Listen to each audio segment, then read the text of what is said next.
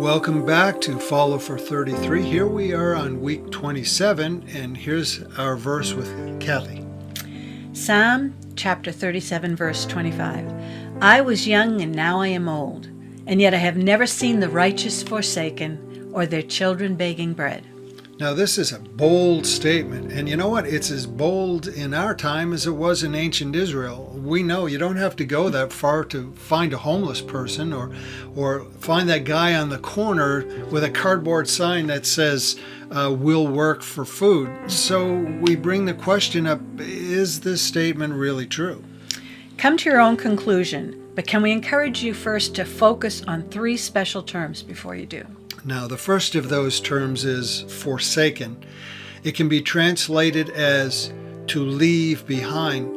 God was the first to use that term, no person left behind. God doesn't promise to prevent all hardship. He simply promises no person left behind.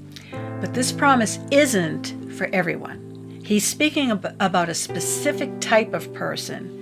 And that brings us to the second important word. And that important word is righteous. In basic terms, well, kind of what you think. It means those who are right with God.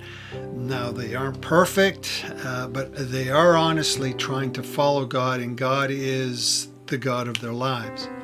The promise is even bigger than that because forsaken speaks of the present, but the promise extends into the future with the term their children.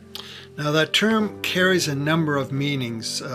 Children, it can mean literally your physical children, but it can mean descendants of other kinds. In other words, it can mean a physical child or someone a descendant in a moral sense.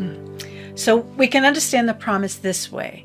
If you are right with God, He won't ever leave you behind. Furthermore, those who follow your example in being right with God won't be left behind either.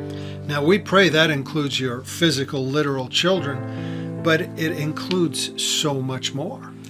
And here's why we can make such a bold statement and take it seriously. It comes from someone who lived it. King David faced all kinds of dangerous giants, and in many forms, a killing machine named Goliath, a king who wanted him dead, and a son who stole his throne.